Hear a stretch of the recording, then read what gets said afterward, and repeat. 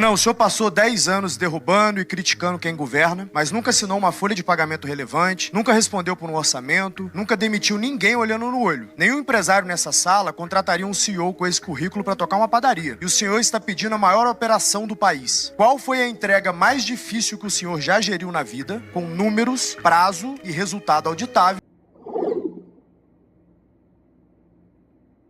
Primeira coisa, só queria deixar claro pra galera não ficar numa vibe errada, tá? O Thales Gomes, ele fez essas perguntas difíceis pra todos. Acho que só o Flávio que a pergunta não foi tão difícil. Mas ele fez uma pergunta do Zema sobre a dívida de Minas, não lembro qual foi a do Caiado, e teve essa minha.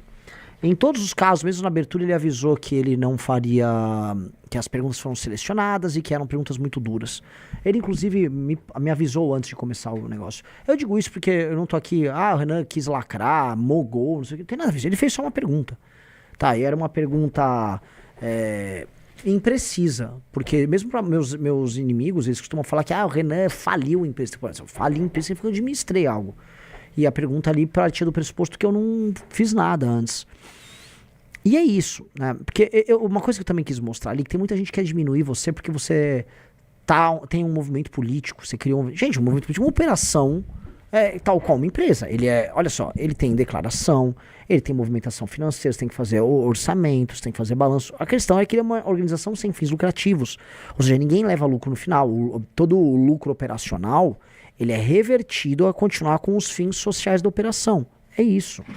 Entendeu? Então é uma operação em que você tem que ter qualidades de gestor, como muitas fundações muito bem tocadas que existem no mundo têm. E é normal. É absolutamente normal.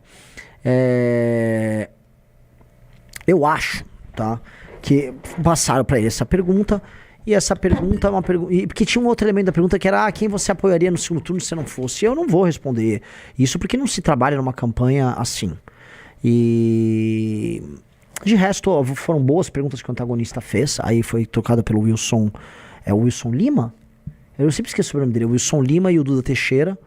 Cara, foi sério, foi uma entrevista séria. E saí feliz. Tá? Foi sua primeira sabatina como...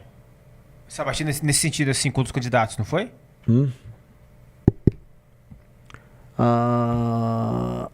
Acho que não, eu já venho fazendo sabatina. Eu já fiz uma sabatina pra Jovem Pan do Paraná, bem dura. Venho recebendo em sabatinas. Perguntou assim, achei indelicado. Ele não perguntou pro Caio quem era por isso. Isso é verdade, né? Acho que a parte indelicada é querer me botar contra a parede sobre um segundo turno do rachada com o Lula.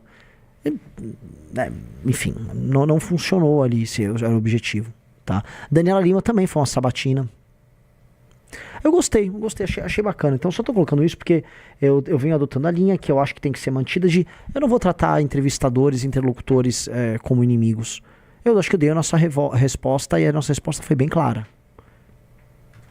Tá? O pessoal que achou de ter encontrado o Cado foi legal, revi ele. Foi simpático, foi bom. O pessoal, ele postou a pergunta dele sem sua resposta nos stories. Postou exclusivamente como só a sua. É mesmo? Ele não postou a pergunta pros outros? Sério? Aí é deselegante, né?